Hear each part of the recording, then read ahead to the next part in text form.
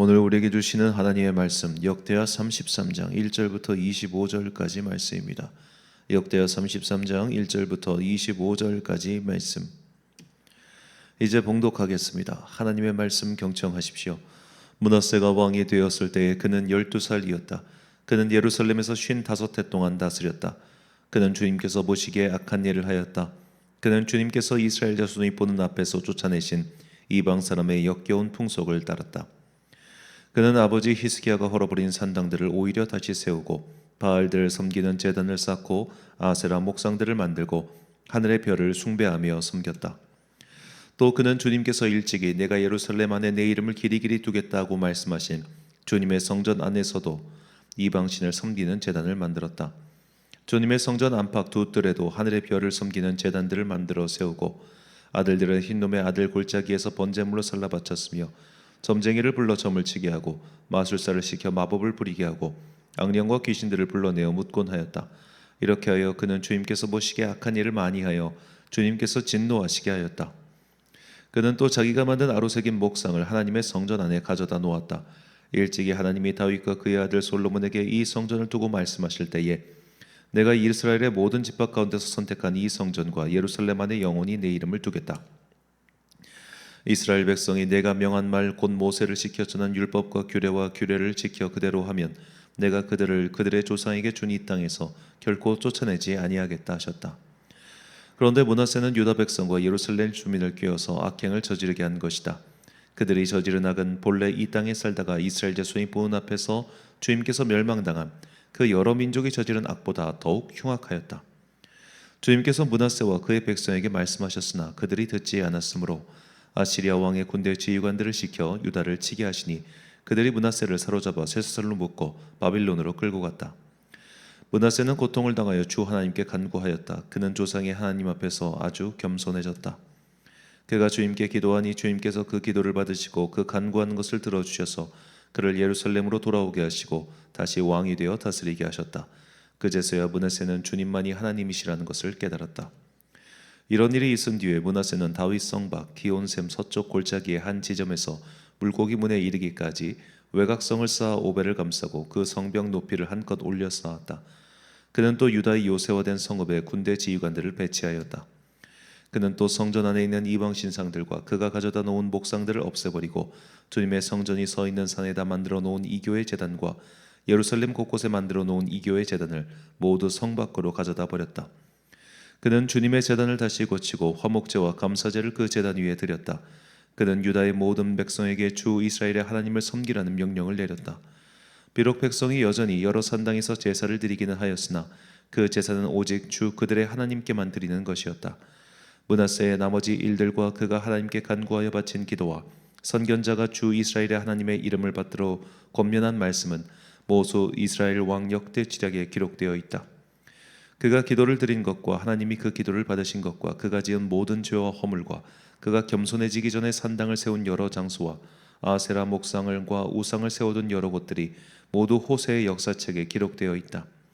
므낫세가 죽어서 그의 뭇조상과 함께 잠드니 그의 궁에 장사하였다. 왕자 아몬이 그의 뒤를 이어 왕이 되었다. 아몬이 왕이 되었을 때 그는 22살이었다. 그는 예루살렘에서 2해 동안 다스렸다. 그는 아버지 므낫세처럼 주님께서 보시기에 악한 일을 하였고 그의 아버지 므낫세가 만든 아로새긴 모든 우상에게 제사를 드리며 섬겼다. 그의 아버지 므낫세는 나중에 스스로 뉘우치고 주님 앞에서 겸손해졌으나 아몬은 주님 앞에서 스스로 겸손할 줄도 모르고 오히려 더 죄를 지었다. 결국 신하들이 그를 반역하고 궁 안에 있는 왕을 살해하였다. 그러나 그 땅의 백성은 아몬 왕에게 반역한 신하들을 다 죽이고 아몬의 뒤를 이어서 그의 아들 요시야를 왕으로 삼았다. 아멘. 주를 붙드는 자 망하지 않는다라는 제목으로 하나님의 말씀 선포하겠습니다. 므낫세는 12살이라는 이른 나이에 왕위에 올라서 무려 55년이라는 엄청난 기간 동안 나라를 다스렸습니다. 남유다 왕중 중에서 뿐만 아니라 북이스라엘까지 포함해서 이스라엘 역사 전체 모든 왕들 가운데 가장 오래 통치한 왕입니다. 하지만 어제 말씀드렸다시피 이 므낫세가 12살의 나이, 즉 히스기야가 생명을 연장받은 그 15년, 그의 마음이 교만해졌을 때 태어난 자녀였기 때문에 그의 아버지로부터 온전한 신앙 교육을 받지 못했고, 아마도 그런 이유에서일까 므낫세는 처음부터 온전히 하나님을 섬기는 것이 아니라 완전하게 이방의 신들을 섬기는 악한 일들을 저질렀습니다. 그는 단순히 이방 제사를 드리는 것뿐만 아니라 왕들 가운데 자신의 자녀를 이방의 신들에게 번제로 바치는 그런 악행까지 저질렀죠. 그래서 성경에는 이 므낫세의 죄로 인하여라는 표현이 종종 등장합니다. 그가 이 남유다 역사의 쇠락에 그야말로 결정타를 날렸기 때문입니다. 그가 저지른 그 죄가, 그리고 그 죄의 여파로 백성들이 타락하게 된 것이 너무나 컸기 때문에 이제는 더 이상 돌이킬 수 없는 지경에 처질었고, 그래서 그의 손자 요시야 때 아무리 노력을 했어도 이러한 흐름을 바꿀 수 없었던 것이죠. 그래서 결국 나라가 바벨론에 의해 완전히 멸망당하고 말았습니다. 자, 이런 므낫세의 폭거는 예상치 못한 외부의 공격으로 인해 멈추게 됩니다. 바벨론의 전쟁에 휘말려서 그가 포로가 된 것이죠. 그가 포로로 잡힌 그 감옥에서 반전이 일어납니다. 그가 하나님 앞에 회개한 것이죠. 본문 12절과 13절 말씀. 그가 환난을 당하여 그의 하나님 여호와께 간구하고 그의 조상들의 하나님 앞에 크게 겸손하여 기도하였으므로 하나님이 그의 기도를 받으시며 그의 간구를 들으시사 그가 예루살렘에 돌아와서 다시 왕위에 앉게 하심에 므낫세가 그제서야 여호와께서 하나님이신 줄을 알았더라. 아멘. 자, 이런 므낫세 회개 이야기는 열왕기에 나오지 않고 역대기 본문에서만 나옵니다. 므낫세는 수십 년에 걸쳐 나라를 완전히 망가뜨렸습니다. 그런데도 그의 회개를 주님께서 받아주셨다. 이것이 중요합니다. 자, 이 므낫세의 기도는 우리말 성경에는 등재되어 있지 않고 70인역, 그러니까 헬라어 구약 성경에는 나옵니다. 그리고 사해사본에도 므낫세의 기도가 남아 있습니다. 자, 그만큼 당대 이제 성경의 독자들에게 이 므낫세의 회개 기도라는 것은 굉장히 좀 충격적이었던 거예요. 아니, 이렇게까지 나라를 망친 사람, 이렇게까지 범죄한 사람, 이렇게까지 악한 사람이 드리는 기도라 할지라도 주님께서 받아주신다고? 우리로 치면 정말로 온 국민의 지탄을 받는, 그 만민의 지탄을 받는 악인이 하나님께 진심을 다해 회개하자 주님께서 그의 죄를 용서해 주셨다는 거예요. 이게 당시의 사람들 뿐만 아니라 후대의 사람들에게 얼마나 큰 충격이겠습니까? 아니, 하나님은 무슨 윤리적 도덕적 잣대가 없으신가? 어떻게 저런 사람의 죄까지도 용서해 주신단 말인가? 그런 마음이 들지 않겠습니까? 그 정도로 큰 용서의 스캔들이 바로 므낫세의 회개의 기도였던 것입니다. 이것은 오늘날 우리에게 굉장히 중요한 믿음 생활의 어떤 기준과 힌트를 제공하죠. 우리 같은 평범한 사람들이 악을 저지른다 한들 이 므낫세의 악에 비할 수 있겠습니까? 그 므낫세가 저지른 악의 여파에 비길 수 있겠습니까? 비길 수가 없습니다. 그 정도로 큰 죄악들을 연속해서 50년 이상 동안 저질러서 무엇보다 그가 높은 지위에 있었기 때문에 그 죄의 여파가 온 나라에 퍼졌고, 그의 아버지가 했던 모든 것들이 다 무산되었고, 그의 후손들이 하는, 그의 손자였던 요시아가 하는 모든 것들이 무색할 지경으로 그는 온 나라를 망쳐놓은 주범입니다. 그런데 그런 자의 회개조차도 주님께서 들으셨다는 것, 이게 굉장히 중요합니다. 자, 이런 므낫세의 회개의 기도를 주님께서 들어주셨던 여러 가지 이유가 있겠지만, 첫 번째로 주님께서는 주님의 품 안에 들어오고자 하는, 진심을 다해 회개하고자 하는 그들의 기도를 결코 외면하지 않으신다는 것이죠. 그가 저지른 일로 인해서 그가 벌을 받는 것은 당연한 것이고, 그가 패배하게 되고 고생을 하는 것은 당연해요. 하지만 주님께서는 진심을 다해 그분께 회개하고 돌이키는 자를 완전히 망하게는 안 하신다는 겁니다. 이게 중요합니다. 완전히 망하게는 안 하십니다. 회개하고 돌이키면은 최악에는 처하지 않게 해주세요. 이게 주님의 자비입니다. 그가 저지른 모든 것들을 없애버리진 않으십니다. 지워버리진 않으십니다. 대가를 치르게 하십니다. 그러나 최악으로 치닫게 하지는 않으십니다. 자비하신 하나님이시기 때문이죠. 그래서 솔로몬은 성전의 봉헌 기도를 드리면서 주님께 이렇게 간구했습니다. 열왕기상 8장 48절부터 50절까지 말씀.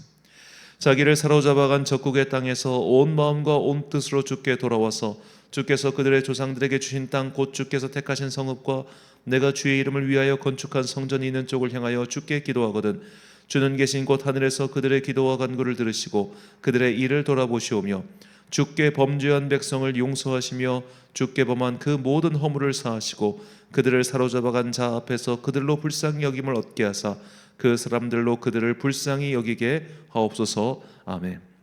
자, 이 열왕기상 8장의 기도를 보면 솔로몬의 기도는 결국 이겁니다. 주님 앞에 범죄하지 않는 자가 없습니다. 우리는 다 죄인이고 주님 앞에 정결하고 의로운 자들이 한 명도 없습니다. 그러나 주님, 그런 우리라 할지라도 설령 우리의 잘못으로 우리의 죄악으로 인해 우리가 적국에 끌려갔다 할지라도 주님 계신 성전 이곳을 바라보며 기도하면 주님 용서해 주십시오. 사실 성전을 바라보며 기도한다는 것은 어떤 조건이 아닙니다. 그냥 하나님을 바라보고 기도한다는 그 표현이죠. 어디에 끌려간지 성전이 어딘지 알 게 뭡니까? 그 방향을 어떻게 우리가 알 수 있겠어요? 무슨 이슬람 교도도 아니고. 그저 하나님을 바라보며 간절히 기도하는 자, 그들의 죄를 용서해 달라는 겁니다.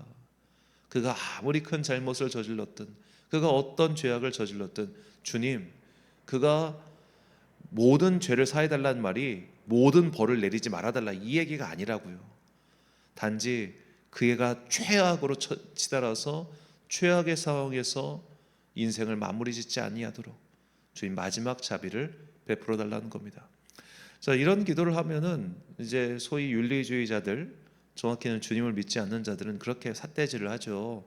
아니, 당신이 믿는 하나님은 뭐냐 도대체, 그런 최악의 범죄를 저지른 자들의 죄를 왜 용서하냐, 끝까지 죄를 처벌해야지, 이렇게 말하는 사람들 대부분 다 서양 사람들입니다.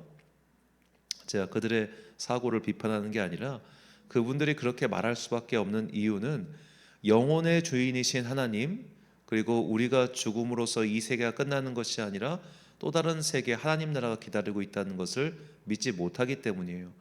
그분들은 영의 세계, 죽음 이후의 세계를 믿지 않기 때문에 이 세계 내에서 모든 것이 다 결판돼야 돼요. 이 세계 내에서 모든 판결이 다 완성돼야 돼요. 그렇기 때문에 최악의 상황을 면하게 해주시는 하나님의 자비를 인정할 수가 없는 겁니다. 이 세상에서 모든 심판이 완결지어야 되기 때문에 저 사람은 최악의 심판을 받아야 돼, 완전히 망해버려야 돼, 그렇게 생각을 한다고요. 그런데 하나님께서는 이 세계 내에서 하나님의 자비를 구하고 용서를 구하는 자들을 최악의 상황까지 가지 않게 건져주세요. 그게 하나님의 용서하심입니다. 사람들이 볼 때는 저거는 비합리적이다, 공평하지 않다고 말하겠지만 하나님께서는 영혼의 주인이시기 때문에 그 영혼이 저지른 죄에 대한 또 다른 판결이 이 세계, 다음 세계에서 또 이루어지는 겁니다. 거기까지가 완전한 판결인 거예요. 거기까지 하나님의 판결이 완전히 이루어지는 겁니다.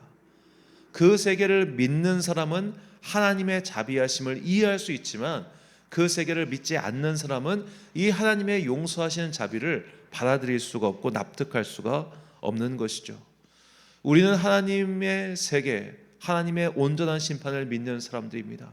그렇기 때문에 내가 어떠한 인생의 상황에 직면할지라도 우리가 결코 놓지 말아야 되는 것이 바로 하나님을 붙들며 기도하는 겁니다. 므낫세와 같은 자의 기도도 들어주신다면 우리가 어떠한 죄악을 저질러도 그 사람의 죄에 미칠 수가 없어요. 그 정도로 큰 죄악을 짓고 산 사람입니다. 그런 자의 기도까지 들어주셨다면 하물며 우리의 기도를 어째서 외면하시겠습니까? 주님께서는 우리의 기도를 외면하지 않으십니다. 결코 외면하지 않으십니다. 그러니 인생이 어떠한 상황에 처한다 할지라도 끝까지 포기하지 말고 기도하십시오. 끝까지 포기하지 말고 기도하십시오. 이런 생각 절대로 하지 마십시오. 아, 주님께서 내가 저지른 죄악 때문에 내 기도를 안 들어주시는구나, 내가 이런 죄를 저질러서 주님께서 내 기도를 안 들어주시는구나, 그런 생각하지 마십시오. 그거 전부 다 우리를 참소하는 사탄이 주는 생각입니다. 우리는 끝까지 기도할 수 있습니다. 우리는 어떤 때라도 기도할 수 있습니다.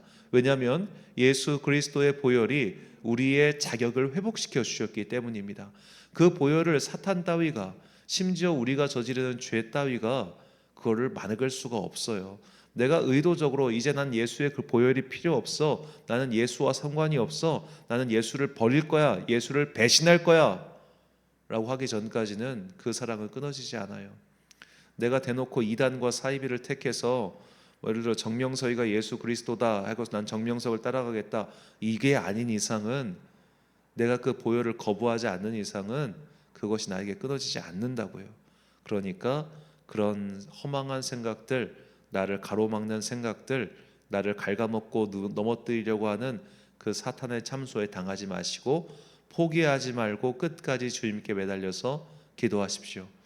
그분은 우리의 모든 죄를 사하시고 우리를 최악에서 건지시는 자비로우신 하나님이십니다. 그래서 이사야 선지자는 우리에게 이렇게 선포합니다. 이사야 40장 31절 말씀.